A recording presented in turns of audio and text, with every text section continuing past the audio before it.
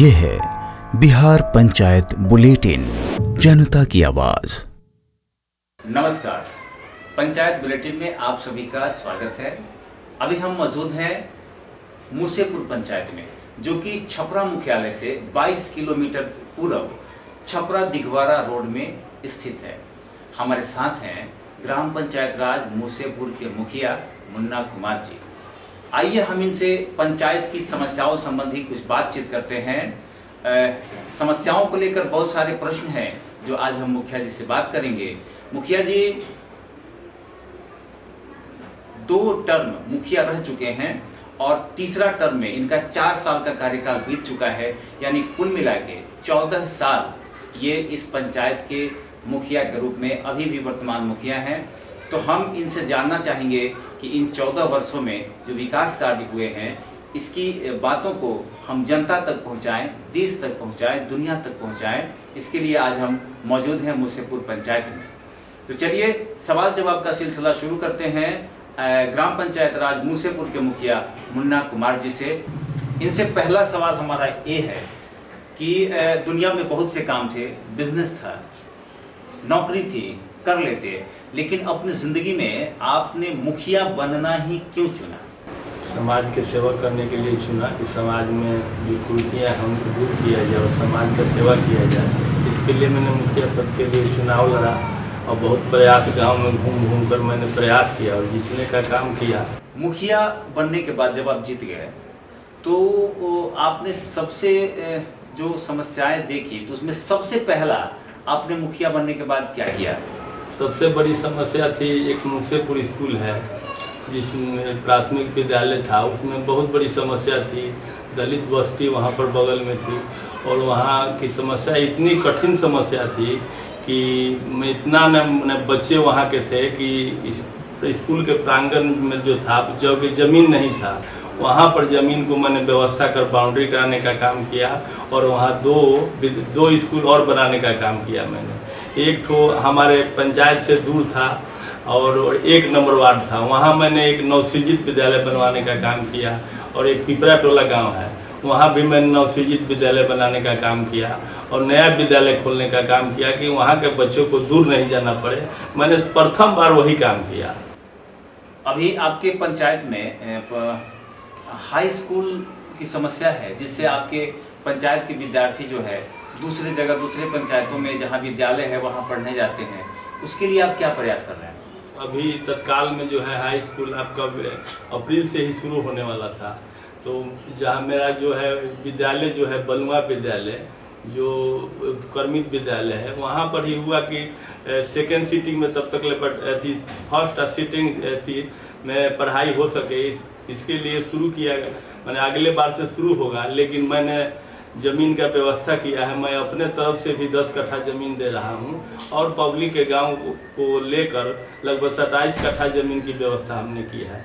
बहुत जल्द उसका नींव पड़ेगा, अब बहुत जल्द उस ज़मीन का रजिस्ट्री होगा, अब बहुत जल्द ही आपका हाई स्कूल मेरे पंचायत में होगा। मुखिया जी, मैं अन्य पंचायतों में घूम रहा हूँ तो मैं देखा कि पंचायत का अपना एक कार्यालय है, सभी पंचायतों में कार्यालय है, जिससे आम जनता को अपना काम कराने में काफ़ी सहूलियत हो रहा है।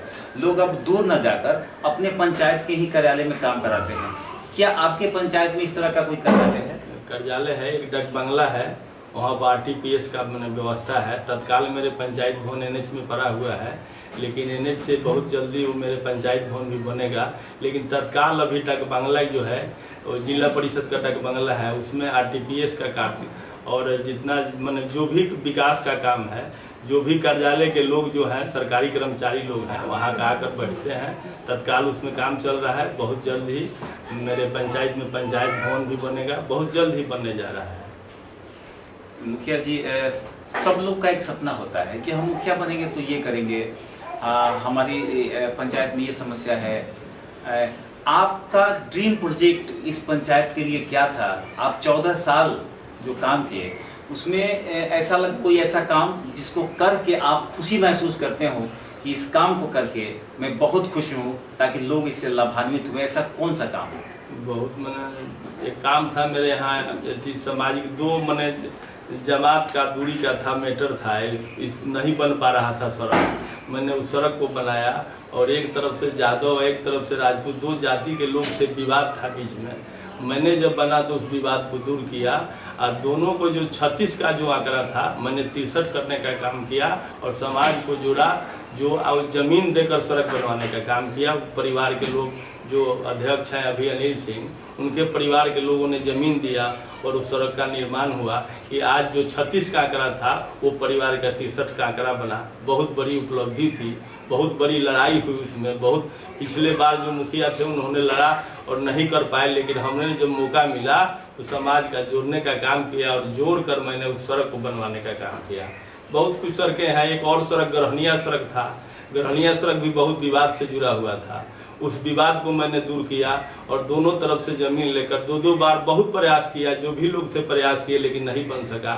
लेकिन मेरे प्रयास से वो सड़क बनकर आज तैयार है। सड़क आज गाड़ियाँ उस पर दौड़ती है, लोगों का आना जाना मैंने बहुत कठिन सड़क थी, उसमें बहुत समस्याएं थी, लेकिन मैंने लोगों से ज़मीन लेकर उस सड़क बनवाने का काम किया, जिसका नाम हमने गरहनिया सड़क रखा है। बहुत ग्रहण लगा इसलिए उसका नाम गरहनिया सड़क ही रखा गया।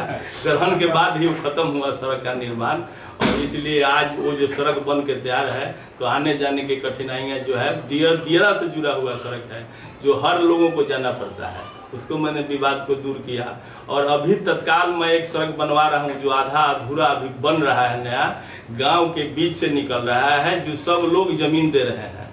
मैंने पूरे प्राइवेट ज़मीन है, उसमें कोई सरकारी ज़मीन नहीं है, लेकिन लोगों को दे रहा वो ज़मीन दिया जा रहा है। आज मिट्टी का काम उसमें आज भी चल रहा है। मैं प्रयास कर रहा हूं कि जल्दी वो सड़क भी एनएच से जुड़ेगा। जब एनएच से जुड़ेगा तो बहुत लोग की समस्याएं दूर होगी, लोग गांव से निकलकर सड़क के किनारे घर बना पाएंगे। वो भी बहुत बड़ी कठिन बहुत प्रयास हमने किया है कि वो सड़क भी निकल जाए, जिसमें आधा अधूरा काम अभी हो रहा है, शुरू हुआ है। बहुत जल्द वो भी एनएच से जुड़ेगा। मेरा अथक प्रयास है, मेरा सपना है कि हर गाँव, हर बसावट के लोग, हर गांव के लोग सड़क से जुड़े, कोई जो है सड़क से बिना जुड़े गांव नहीं रहे। मेरा यही बड़ा सपना है कि हर घर के नज़दीक सड़क हो, जब भी लोग निकले तो पैर में मिट्टी नहीं लगे, एक बार में अपने गाड़ी से एनएच पर चले जाएं। मेरी सपना है कि हर गांव सड़क से जुड़े। जी, हमने देखा कि बहुत जगह आपका बनाया हुआ सड़क जो नल जल योजना के तहत कहीं कहीं काट दिए गए हैं और बरसात आने को है, हो सकता है उसमें किसी की दुर्घटना हो जाए, तो इस काटे हुए सड़क को जो जहाँ पे बन के तैयार हो चुका है, क्या उसको निर्माण कराने का कार्य आपके द्वारा किया जाएगा? जी जरूर किया जाएगा। जो भी ऐसी सड़कें नहीं है, मैंने पहले ही बिना जहाँ ईंटीकरण थी वहाँ मैंने पहले ही पाइपलाइन बिछवाने का काम किया, उसके बाद गली नली का काम किया है। इसलिए कहीं कटी सड़कें बहुत कम % में है, लेकिन जो भी कटी सड़कें हैं उसको मैं अथक प्रयास कर रहा हूँ। बहुत जल्द ही उसको बनवाने का काम करूँगा। मेरे नज़र में बहुत कम, लगता है कि पूरे पंचायत में घूमिएगा तो लगभग 50 मीटर से लुप्त ज़्यादा नहीं होगा, इतना लगभग है। मैंने सब जो है पहले ही पाइपलाइन बिछाकर सब उसका ढलाई का काम किया है। इसलिए कोई भी ऐसी सड़कें नहीं है जो इतनी पाइपलाइन जाने से क्षतिग्रस्त हुई हो, ऐसी कोई सड़क नहीं। सवाल जवाब का सिलसिला जारी रहेगा, हम कर लेते हैं इसके पहले छोटा सा ब्रेक।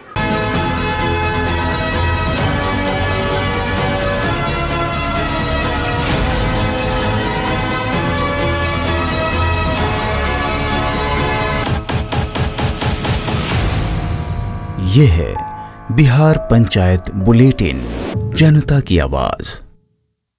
मुखिया जी, आपके आसपास के पंचायतों में एम्बुलेंस की व्यवस्था थी, तो जनता का ये कहना था कि आसपास के पंचायत वाले जागरूक हैं मुखिया, तो एम्बुलेंस की व्यवस्था किए हैं।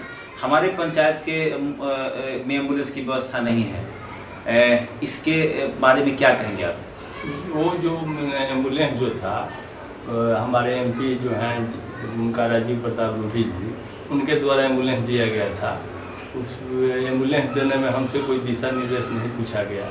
अगर पूछा जाता तो हम भी उस एम्बुलेंस के लेने का हकदार होते, लेकिन हमको उसके बारे में नहीं पूछा गया, इसलिए उन्हीं के फंड से दिया जा रहा था, इसलिए हम एम्बुलेंस नहीं ले सकते। पंचायत में स्वास्थ्य व्यवस्था को लेकर के हमें लगता है कि जितनी ज़्यादा होनी चाहिए उतनी नहीं है। इस मामले पे कितना गंभीर है आप? तो व्यवस्था होनी चाहिए। जो मैंने गांव देहात में जो समस्या है, स्वास्थ्य उप केंद्र मेरे यहाँ है, लेकिन डॉक्टर जो लोग हैं जितना आना चाहिए, व्यवस्था होना चाहिए, नहीं हो पा रहा है। और अभी कोरोना महामारी के चलते डॉक्टर साहब कोई भी आ नहीं पा रहे हैं, इसलिए हम लोग का ड्यूटी जिला में ही लगा हुआ है, इसलिए नहीं आ रहे हैं। नहीं देखते लोकी शर्मा डॉक्टर हैं यहाँ पर, वो बराबर आते थे और जनता की सेवा को करते थे। मुखिया जी, पंचायत के कुछ लोगों का कहना है कि पीएचडी के तहत जो नल जल योजना लगाई जा रही है, ये तो पीएचडी का काम है, इसमें मुखिया जी का कोई योगदान ही नहीं, यानी मुखिया जी ने उस विकास को काम को नहीं किया, ये तो सरकार खुद ब खुद आके कर रही है। इस पे क्या कहना है आपका? सरकार जब तक हम लोग ज़मीन का व्यवस्था नहीं कराएंगे, पाइपलाइन ले जाने का हम लोग व्यवस्था उसका नहीं कराएंगे, तो पीएचडी कैसे कर लेंगे? व्यवस्था, ज़मीन की व्यवस्था, पाइपलाइन की व्यवस्था कैसे जाएगा, किनके घर पर सर्वे हम लोग नहीं कराएंगे तो पीएचडी कैसे इसी तरह गाड़ कर चली जाएगी। और जो भी व्यवस्था है पंचायत के द्वारा पीएचडी को हम लोग मुहैया कराते हैं, उसके बाद पीएचडी गाड़ती है। भोली भाली जनता को मैं भोली ही मानता हूँ, समझाने वाले कुछ भी समझा देते हैं। एक महत्वपूर्ण प्रश्न आपसे करना चाहूँगा, वार्ड क्रियान्वयन समिति का सरकार ने गठन किया कि विकास कामों में पारदर्शिता आए, तो इस गठन को कितना सही कदम मानते हैं सरकार का? इसको सही कदम नहीं मानते हैं। ये जो वार्ड के जो समिति जो बनी, इसमें मुखिया और वार्ड सदस्य सचिव जो बनाया गया, उसमें समन्वय नहीं बैठ पा रहा है, उसे विकास अवरुद्ध हो रहा है। मैंने हम लोग तो ऐसा मैंने प्रयास किए कि कहीं कोई दिक्कत नहीं हो, लेकिन बहुत जगह हर पंचायत में समस्याएं हैं कि कहीं ना कहीं वार्ड और मुखिया में नहीं बन रहा है, टकराव है, उससे विकास बाधित हो रहा है। अगर डायरेक्ट मुखिया के द्वारा कोई एजेंसी के द्वारा लगाया जाता तो ये मैंने समस्या नहीं होती। ये बहुत बड़ी समस्या है, कहीं नहीं कहीं टकराव जरूर है, लेकिन हम तो ऐसे हुआ कि टकराव नहीं हो सका, मिलाकर काम कर लिए, लेकिन कहीं नहीं टकराव है, उसे विकास अवरोधक भी है, अवरोध हो रहा है। मुखिया जी, जनता से के बीच हम गए हैं, हम हर वार्ड को घूमे हैं, हमने कुछ देखा है। लोगों का कहना है कि आप पंचायती में ज़्यादा सक्रिय रहते हैं, छोटे छोटे विवादों को आप यहीं पर निपटा देते हैं, इसमें कितना सही है? ये बहुत बड़ी बात है। मैंने हम लोग जब से बने हैं तो मैंने प्रयास जरूर करते हैं कि सबसे बड़ा जो है फ्री मैंने पंचायत, बिना कोर्ट फीस का पंचायत, मैंने कहीं 1 रुपया खर्च नहीं, और ये पंचायत विवाद यहाँ पर खत्म हो जाता है। ये बहुत बड़ी उपलब्धि है। कहीं भी थाने कोर्ट में जाने पर रुपये के भी खर्च है, विवाद भी बढ़ता है, और अंतिम में सबसे बड़ा कोर्ट पंचायत का कोर्ट होता है। इससे बड़ा कोर्ट कोई नहीं है। इसको सुप्रीम कोर्ट तक भी मानते हैं लोग कि सुप्रीम कोर्ट में भी आप अगर दिखाइएगा तो इस कोर्ट को मान्यता है। इसीलिए हम लोग क्यों नहीं चाहें कि यहीं से ख़त्म हो जाए, आगे भी जाकर अब फिर वहाँ से रिटर्न आकर करें, तो जो भी खर्च जो हो गया पब्लिक का वो रिटर्न तो नहीं आता है, लेकिन यहाँ पर जो है फ्री कॉस्ट ही विवाद को दूर किया जाता है। इसमें हमारे सरपंच भी सहयोग करते हैं, सहयोग से ही मैंने पंचायत का जो भी पंचायत होता है वो विवाद को हम लोग दूर करते हैं। हमारे सरपंच भी सक्रिय हैं कि पंचायत में ही खत्म हो जाए विवाद, वो भी बेचारे जहाँ तक होता है वो सहयोग करते हैं। मुखिया जी, 14 साल से आप मुखिया हैं, आपके पंचायत में 14 वर्षों में कितने लाभुकों को प्रधानमंत्री आवास योजना का लाभ मिल चुका है? क्या कुछ आंकड़ा है आपको? लगभग 600 लगभग मिला हुआ है। लगभग 600 गरीब का मकान बना भी हुआ है, बन गया है, और अगले बार भी और जो है भी टाइम है, और भी लगभग 100 आवास और भी बनेगा। अच्छा, कहीं कहीं देखने को मिलता है कि प्रधानमंत्री आवास योजना में मिलने वाली राशि लाभुकों को खाते में आती है, बीच में कुछ दलाल सक्रिय होते हैं, वो पैसा मांगते हैं उनसे, किसी से 2000, 10,000, 20,000, 40,000, 50,000। क्या इस पे अंकुश किसके द्वारा लगाया जाएगा? इस पे आपने क्या कोई एक्शन लिया है? नहीं, वो तो खाता में पैसा जाता है। अगर कुछ लाभुक जो है वो चाहे कि हमें किसी को पैसा नहीं देना है, तो लाभुक ही चाहे तो पैसा किसी को नहीं दे सकता है, इसलिए कि उसके खाते में जाता है। उसके खाते से निकलना मैंने बहुत दूर की बात है। अगर वो चाहे कि नहीं हमें 1 रुपया नहीं देना है तो किसी दलाल को नहीं दे सकता है, लेकिन उसके मन में भावना बना हुआ रहता है कि हम दलाल से मिल कर रहें, दलाल सक्रिय हो जाता है और उसके खाते से पैसा निकलने के बाद ही लेता होगा। इसलिए सबसे बड़ा लाभुक जो है अगर चाह दे कि हमें 1 रुपया नहीं देना है तो नहीं देना है, इसलिए लाभुक को सक्रिय होना पड़ेगा। दलाल तो हर जगह सक्रिय रहता है, लेकिन हम लोग ने दलाली बंद किया है। ये लोग दलाल लोगों को मैंने चंगुल में नहीं जाना है, आवास सहायक को हम लोग बैठाते हैं कि दलाल लोग से दूर रहना है। अब दलाल से बात मत कीजिए और डायरेक्ट लोग से लाभुक से बात कीजिए या लाभुक को खाते में पैसा दीजिए। अगर लाभुक चाहते कि नहीं हमें किसी को 1 रुपया नहीं देना है तो लाभुक किसी को पैसा नहीं देगा, उसके पूरे खाता में पैसा रहेगा। 1 रुपया भी नहीं देगा तो उसका काम भी नहीं रुकेगा, उसका काम भी होगा और उसका आवास भी बनेगा। लेकिन लाभुक के मन में भावना होना चाहिए कि हमें पैसा नहीं देना है, तभी होगा।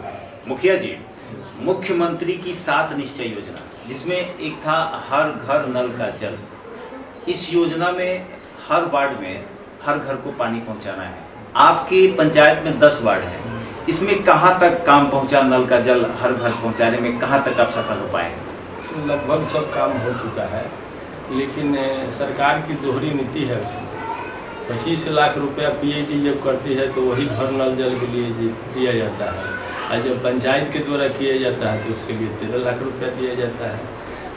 मेरे कहने का मतलब है कि जब पीएडी को 25 लाख रुपया दिया जा सकता है तो वार्ड का क्रियान्वयन समिति जो है उसमें क्यों नहीं 25 लाख रुपया दिया जाता है? उसका भी एस्टिमेट 25 लाख का होना चाहिए।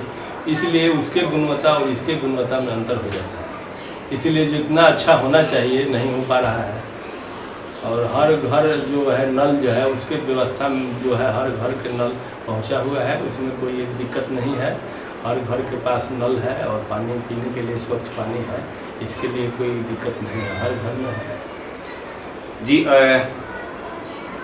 पंचायत के लिए वृद्धा पेंशन, विधवा पेंशन, दिव्यांगता पेंशन, ये सब पेंशन कितने लोग इसका लाभ ले रहे हैं और कितने लोग वंचित हैं, इसका आंकड़ा अगर आपके पास हो तो बताने का काम करें। लगभग मैं मुखिया बना था उस वक्त जो है 100 से 125 के बीच में पेंशन था। आज लगभग 1200 के करीब पेंशन है, लेकिन कुछ खाता और खाता के चलते पैसा कुछ लोगों में नहीं जा पा रहा है। हम लोग प्रयासरत हैं कि उसको जितना जल्द हो खाता में पैसा जाए। जो लोग वंचित हैं उनको भी पेंशन बनाया जाए। हम लोग घर घर शिविर लगाकर गांव में पंचायत में शिविर लगवा रहे हैं। जो भी 60 वर्ष का जो है विजन पेंशन वजह मुख्यमंत्री के द्वारा जो किया गया है उसके द्वारा हम लोग घर पर दे रहे हैं। बहुत जल्दी हमारे पंचायत में कोई 60 वर्ष का विजन पेंशन के लोग बाकी नहीं रहेंगे। मैं अथक प्रयास है, चुनाव के पहले सब लोग का पेंशन जरूर से जरूर होगा। जी, जल जीवन हरियाली मुख्यमंत्री की एक महत्वाकांक्षी योजना है और इसके लिए उन्होंने बहुत बिहार भ्रमण किया था, सबसे मिला था, हर जगह गए थे। तो इसमें जल जीवन हरियाली, जल जीवन मतलब कि जीवन पानी को संरक्षित करने का काम करना है और वृक्ष लगाने का काम ज़्यादा से ज़्यादा हो सके। तो आपने कितना पानी को संरक्षित करने का काम किया और कितना वृक्ष लगाने का काम किया, ये जनता को बताइए। जल जीवन हरियाली जो है मेरे नहीं, हम लोग के पंचायत में जो है पूरे बिहार में जल जीवन हरियाली अभी पंचायत के द्वारा नहीं दिया गया है। सबसे बड़ी बात जान जाइए कि जो भी वो हो रहा है वो टेंडर के द्वारा बड़े बड़े कुआं और बड़े बड़े तालाब जो हैं उनके जिम्मेदार हो रहा है। हम लोग के द्वारा अभी 15वीं वित्त आयोग का जो पैसा आएगा जल जीवन हरियाली पर खर्च किया जाएगा और 15 जून के बाद जो जल जीवन हरियाली के पौधे लगाए जाएंगे वो नरेगा के द्वारा लगाए जाएंगे। वो जल जीवन हरियाली के लिए उसमें कन्वर्ट किया जाएगा और नरेगा के द्वारा ही लगाया जाएगा। और उसके द्वारा 15वीं वित्त का पैसा आ रहा है, बहुत जल्द आने वाला है, 15 जून तक ले आ जाना चाहिए। वो पैसा आ रहा है सोख्ता बनाने के लिए, पशु शेड बनाने के लिए, कुएं के लिए। तो जल जीवन हरियाली के लिए हम लोग को पैसा अभी तक आया नहीं है, वो बहुत जल्द आने वाला है। जब आएगा तो उसको भरपूर विकास किया जाएगा और हर घर में जो है सोख्ता, जहाँ पानी के रोड पर गिर रहा है वहाँ सोख्ता बनाया जाएगा। और सब लोगों की चलने सड़क के भी उसमें है, सड़क भी बनाने की व्यवस्था। जो छोटे हुए ट्रक है, छोटे छोटे बच गए हैं, उनको भी बनाया जाएगा। मनरेगा की क्या स्थिति है आपके पंचायत में? कितने लोग मनरेगा से लाभान्वित हैं? मनरेगा से हमारे पंचायत में लगभग 100 से ऊपर मजदूर काम कर रहे हैं, पहले भी करते थे। और सदर ब्लॉक में मेरा सबसे ऊपर स्थान है मुंशीपुर पंचायत का, जहां सबसे ज़्यादा काम होता है। आप लिखा हुआ है, पता भी कर सकते हैं कि सदर ब्लॉक में सबसे मुंशीपुर पंचायत में मिट्टी का काम जो रोजगार होता है, रोजगार दिया जाता है। और दोनों ईंटीकरण और मिट्टीकरण 60-40 का जो नियम है उसके आधार पर काम हो रहा है। मेरे द्वारा सदर ब्लॉक में सबसे ज़्यादा काम किया गया है। ये मेरा पंचायत के ऊपर मैंने 21 पंचायत में सबसे ऊपर है, सबसे ज़्यादा मेरा रोजगार दिया गया है। मुखिया जी, आसपास के पंचायतों में हमने इंटरव्यू किया मुखिया लोगों का, उनका कहना है कि हम लोग दीपावली के बाद अपने पंचायतों में स्ट्रीट लाइट लगाने का काम करेंगे, पंचायत को जगमग और रोशन किया जाएगा। आपकी क्या योजना है? अभी तक इसकी योजना, सरकारी योजना तो कोई नहीं है। ये मैंने जो भी अगर चाहेंगे तो निजी खुद से लगा सकते हैं। अभी तक ऐसी योजना कोई नहीं है जो सरकार के द्वारा हर मैंने पोल पर जो स्ट्रीट लाइट लगाया जाए, ऐसी कोई योजना नहीं है, सरकार की कोई योजना नहीं। अगला बेर में अगर योजना आती है, अगर चिट्ठी आती है तो पंचायत में लगेगा, लेकिन सरकारी योजना मेरे नज़र में भी कोई नहीं है। अगर निजी कोष से कोई चाहे लगाना तो लगा सकते हैं, हम भी चाहें कि निजी कोष से लगे तो लगा सकते हैं, लेकिन सरकारी योजना नहीं है। तो पहले निजी लगाइए, फिर उसको सरकारी योजना बना दीजिए। नहीं, ऐसी ये तो अच्छी बात नहीं है। निजी लगाकर सरकारी बनाना है तो कानूनन गलत बात है। आप अगर मन में है भावना तो निजी लगाइए, तो उसको सरकारी मत कीजिए। सरकारी योजना जब आती है तभी लगाइए, लेकिन निजी लगाकर सरकारी बनाना ये मैंने गलत, मैंने लोगों में संदेश पहुंचाकर कि हमने निजी लगाया और फिर उसी को सरकारी योजना बना दिए, तो ये तो मैंने गलत बात है। चलिए, कुछ लोगों का कहना है कि आपकी विकास करने की नीति और नियत को देखते हुए उनका मन है कि अब आप बहुत दिन मुखिया रह लिए, अब आपको विधायक के रूप में देखना चाहते हैं, विधायक मटेरियल मानते हैं। आप अपने आप को क्या मानते हैं? देखिए, मेरी क्षेत्र जो है वो रिजर्वेशन की क्षेत्र है और रिजर्वेशन में विधायक लड़ना मेरे लिए गलत बात है। और रही बात जनता मालिक है, जनता जिसको चाहेगी मुखिया बनाना, विधायक बनाना उसके हाथ में है। जनता के मालिक जो डिसीजन, वही मालिक है, वही आपको कुर्सी पर बैठाता है। अगर मन में भावना हो तो कुर्सी से उतारता है, इसलिए जनता ही मालिक है। जो जनता चाहेगी वो जरूर होगा। आपकी बातों को जनता तक पहुंचाना, जनता की बातों को आप तक पहुंचाना हमारा प्रयास रहा। हमारा प्रयास यानी पंचायत बुलेटिन का प्रयास आपको कैसा लगा? बहुत मैंने अच्छा आपने जो ये मिशन को उठाया है, इस बुलेटिन को चलाने का काम किया है, बहुत अच्छी बात है। लोगों को भावना को जानने का काम किया है। अगर पब्लिक जो है बहुत बातों को नहीं जानती है, आपने इतना बात तो लोगों को उकसाया और समाज में इतना बात को लाया कि मुखिया जी क्या करते हैं, जो इनको 5 साल मौका मिलता है क्या क्या करते हैं। तो आपने इसको ज़मीन पर उतारने का काम किए हैं, इसके लिए आप धन्यवाद के पात्र हैं। मैं चाहूँगा कि आप जो ये मिशन को उठाया है पूरे बिहार में इस बात को उठाइए, हर पंचायत में उठाइए। इसके लिए बहुत बहुत आपको धन्यवाद देते हैं। चलिए, हम भी आपको बहुत बहुत धन्यवाद देते हैं हमारे साथ जुड़ने के लिए, हमसे बातचीत करने के लिए, अपना कीमती वक्त निकालकर हमारे चैनल पे आप बैठे, हमसे बात किए। हम आपके आने वाले चुनाव में उज्जवल भविष्य की कामना करते हुए हम यहीं पे अपनी बातों को विराम देते हैं। आपको ढेर सारी शुभकामनाओं के साथ हमको दीजिए इजाज़त। धन्यवाद।